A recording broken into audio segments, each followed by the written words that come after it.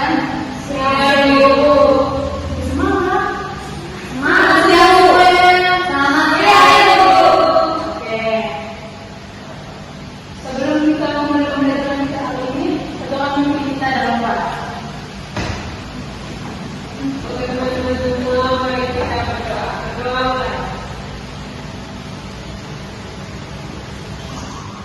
Berdoa. Baik, terima kasih ya. Ketua kelas, hari ini siapa saja yang hadir? Ada gizi, apa, atau bolos? Silakan. Ada ibu yang apa, ada semua. Semua hadir ya. Oke. Pada pertemuan kali ini, kita akan mempelajari mengenai keterkaitan dunia virtual dan nyata. Menurut kalian, apa itu dunia virtual dan dunia nyata? Ada yang bisa jawab? Virtual itu online, nyata itu secara langsung dan langsung. Oke. Terima kasih. Dan yang telah menjawab, tangan yang telah menjawab tadi.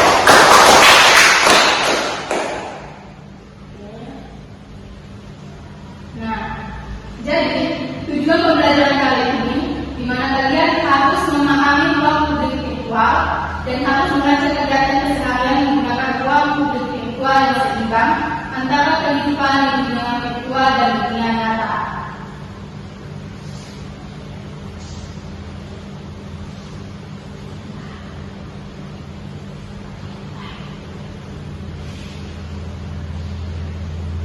Nah, materi yang pertama kita akan mempelajari mengenai keseimbangan media. Keseimbangan media itu penggunaan teknologi dan platform digital secara bijaksana dalam kehidupan sehari-hari. Jadi, kita menggunakan media sosial itu harus secara bijaksana karena akan mempengaruhi kehidupan kita sehari-hari. Dalam keseimbangan media itu ada 4 komponen. Di antaranya ada waktu, konten, aksi fisik, dan kesadaran diri. Nah, satu orang tolong jelaskan 4 komponen tersebut. Baca saja yang ada di layar. Komponen keseimbangan yang pertama, waktu, hubungan durasi di kedua. Yang kedua, konten, memilih konten yang sehat dan bermanfaat. Yang ketiga itu aktivitas, tetap menjaga fisik dan kesehatan. Yang keempat itu kesadaran diri, paham dampak positif dan negatif bagi diri sendiri. Terima kasih. Yang berikut itu hiasan dunia digital. Hiasan itu berupa ungkapan juga. Nah, di dalam ungkapan digital ada 3 ungkapan. Yang pertama itu ada di bela dunia, melihat dan mempelajari hal baru dan berbagai tempat tanpa berpergian jauh. Nah, di sini misalkan Angel itu sangat mengemari yang namanya negara Thailand. Tetapi karena dia tidak mengetahui negara Thailand bagaimana, akhirnya dia mencari informasi mengenai Thailand itu di internet. Yang kedua itu roller coaster, penuh kejutan, keseruan, dan emosi yang naik turun. Nah, untuk roller coaster ini kita misalkan saja dengan Delaya.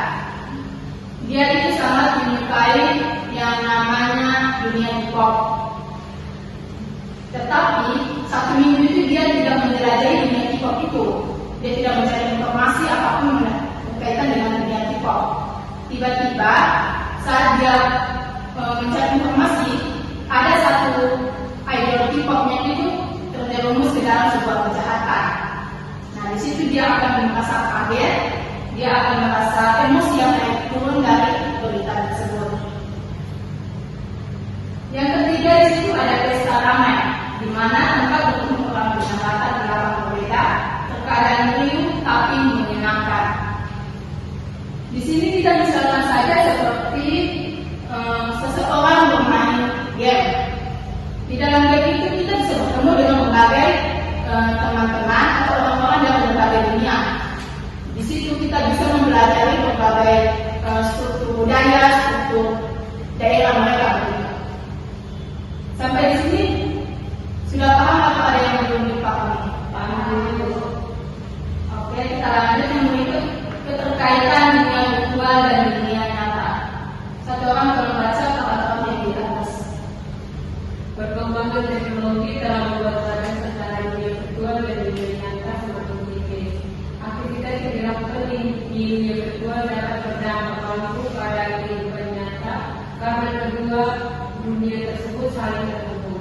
Melalui internet dan perangkat digital, masyarakat dapat berkomunikasi, belajar, dan bekerja tanpa terhalang jarak geografis antara pulau.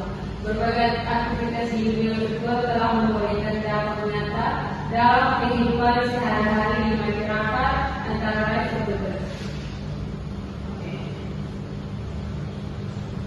Di dalam keterkaitan dunia virtual dan dunia nyata itu ada beberapa keterkaitannya di dunia keseharian kita. Di antaranya itu ada pendidikan daring. Nah, untuk pendidikan daring, misalkan kita sebagai pembelajar NTT, kita itu belajar melalui aplikasi online. Nah, aplikasi online itu sama sekalanya dengan pembelajaran secara langsung atau secara tatap muka. Jadi pembelajarannya itu bisa sama, hanya bedanya satu menggunakan virtual dan satunya secara nyata. Yang kedua itu gerakan sosial. Kita misalkan saja baru-baru ini ada kejadian bencana di Aceh. Nah, di Aceh itu bencananya sangat besar sehingga banyak orang yang melakukan penggalangan dana. Penggalangan dana itu mereka lakukan melalui penyebaran poster. Dan di dalam poster itu ada bencana yang terjadinya di mana, dan nomor rekening yang akan dikirimkan. Yang ketiga itu ada kerja online. Nah, untuk kerja online ini kita bisa bekerja secara online tanpa tatap muka secara langsung di kantor atau dimanapun.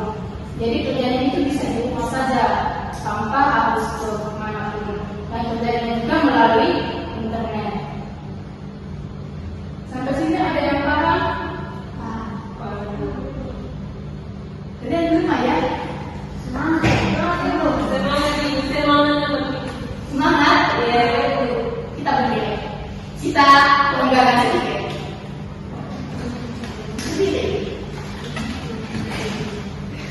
Ayo. Nah, perintahnya begini. Kalau saya sebut ke kiri, kalian ke kanan. Begitu juga sebaliknya. Kita fokus. Mengerti? Mengerti. Orang yuk. Jika saya bilang ke kiri, kalian ke kanan. Jadi geraknya ke kanan. Kalau ke kanan, saya bilang kanan, kalian ke kiri. Tidak? Siapa ya? Kiri.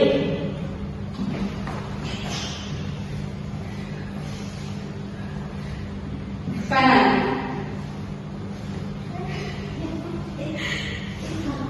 Kiri. Sama saja. Mau gerakan bagaimana? Kiri. Tidak fokus. Tidak apa.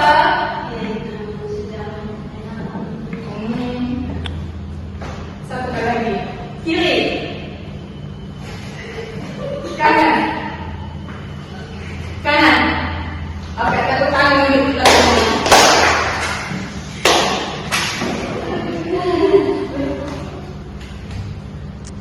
Yang berikut adalah UMKM. Di sini kita misalkan saja dengan orang tuanya Bella ya, itu merupakan pekerjaan menenun kain. Nah, hasil tenunan kain orang tua Bella, dia akan posting di media sosialnya dia, sehingga banyak orang yang ingin membeli kain tenun dari orang tuanya itu. Yang berikut itu kebugaran. Di sini kita bisa menggunakan aplikasi kebugaran apapun untuk berolahraga. Banyak aplikasi di Play Store itu yang bisa kita gunakan untuk berolahraga. Jadi teman-teman kalau ingin berolahraga malas gerak, bisa cari aplikasinya di Play Store. Yang berikut itu ada literasi kesehatan. Literasi kesehatan ini seperti kita mencari informasi kesehatan yang ada di internet. Kita bisa mencari tentang penyakit ataukah solusi dari penyakit tersebut. Jadi kita tidak ke dokter lagi untuk mencari penyakit sini ada yang belum paham? Paham. Paham? Ya. Oke, kalau paham, satu-satu maju untuk dalam kuis ya.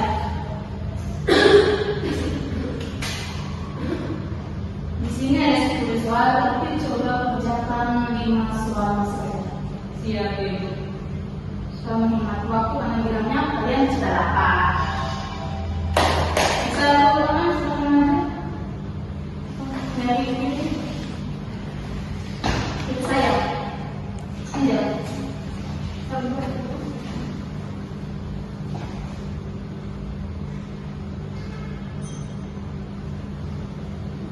Yang berikut, Kani.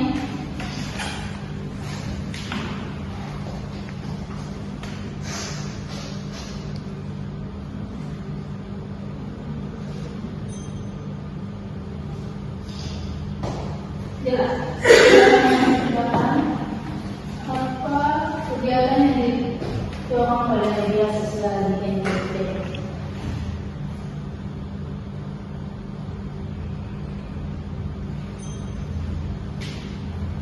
Berikut, silakan kerjakan 2 soal bahasa. Silakan.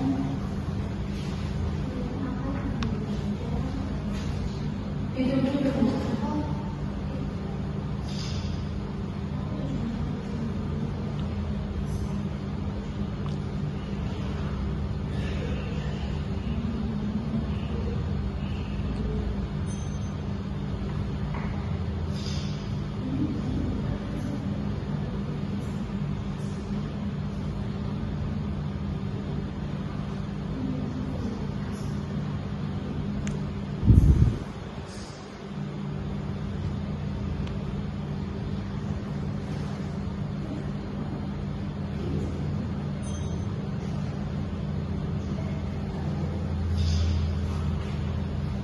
Baik, terima kasih. Tepuk tangan untuk kita semua. Jadi kita memahami materi yang telah Ibu sampaikan. Ya, Ibu.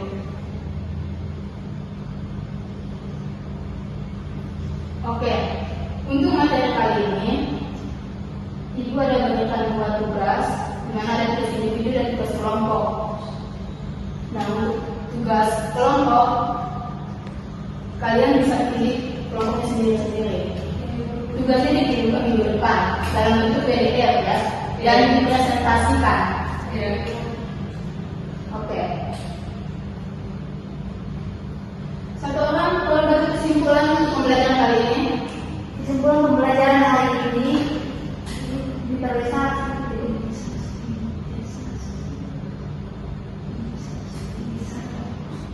kesimpulan pembelajaran hari ini, intisari pembelajaran hari ini yang harus kamu ingat.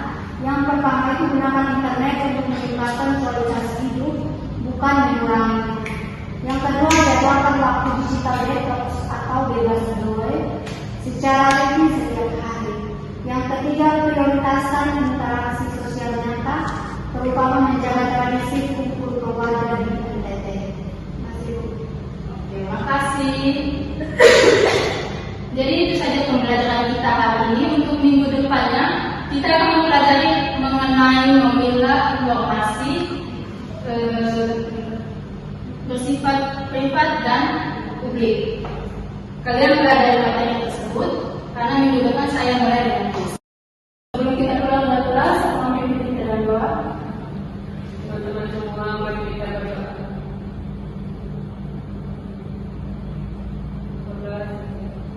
Oke, terima kasih. Selamat. Yang setelah